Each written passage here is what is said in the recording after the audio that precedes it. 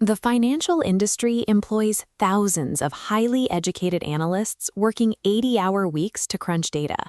Yet, over a long enough timeline, the vast majority of active portfolio management adds zero value. Statistically, most active funds lose out to a basic, low-cost index fund. But there is a statistical anomaly. A highly exclusive group of roughly 60 legendary investors have defied this math for 30 or 40 years. They have consistently beaten the broader market across every major economic cycle of the last century.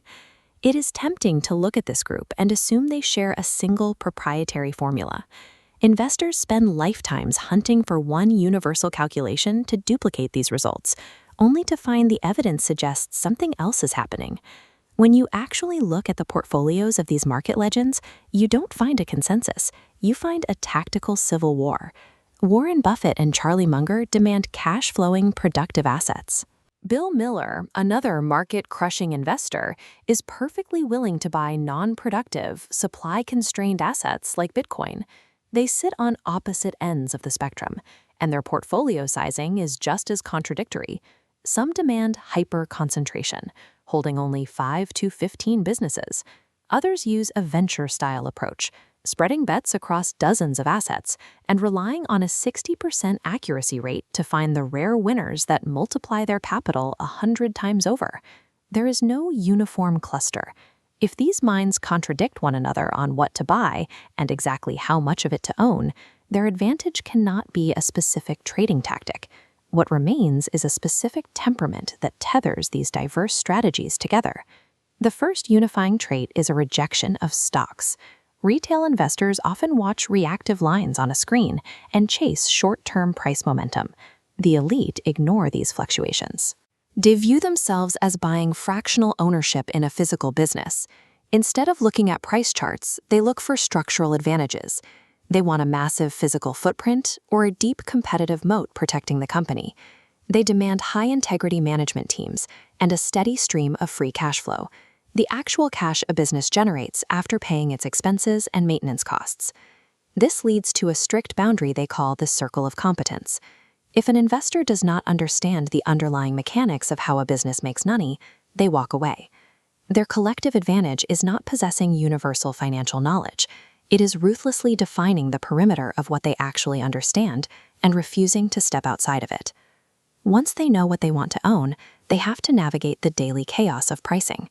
Benjamin Graham famously introduced the allegory of Mr. Market, a manic-depressive business partner who shows up every day offering to buy your share or sell you his. Most days, his prices are untethered from reality. When prices drop sharply, the average trader succumbs to herd mentality and panics. The elite investor looks at that same crash and sees a rare, profitable discount event, disconnected from the underlying intrinsic value, the calculated worth of the company's future cash flows. For the super investor, market volatility is never a risk to be mitigated. It is the required engine that drives their outsized returns. Without irrational fear, they cannot buy at a discount. After making a purchase, the behaviors diverge further. The average retail investor holds an asset for a few months. The elite measure their holding periods in decades. This shows the mathematical reality of holding a business for a long time.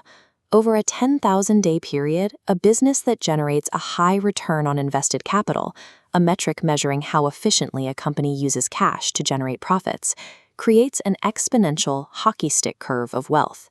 This compounding effect dwarfs the linear yields of short-term trading. Executing this math requires benign neglect. It takes discipline to sit through years of terrifying news cycles and corrections while actively doing nothing. Their weapon is time arbitrage. They exploit the rest of the market's inability to wait. Achieving market-beating returns does not require complex algorithms or financial clairvoyance. The math and the principles are public knowledge. The true secret is a highly engineered temperament. These investors have built a psychological framework specifically designed to withstand the extreme environmental pressures of fear and greed. Their mindset mimics a powerful glacial force. It is incredibly heavy and inflexible in its core weight, yet it is adaptable to the shape of the terrain it slowly conquers. This creates a state of flexible conviction. They remain rigid in their core principles, like demanding a wide margin of safety, but they are flexible in where and how they find those opportunities. Before allocating a single dollar into equities, the highest yielding asset you can develop is your own psychological resilience. The stock market is a mechanism for transferring wealth from the impatient to the patient. To win, you do not need to outsmart Wall Street. You just need to outlast it.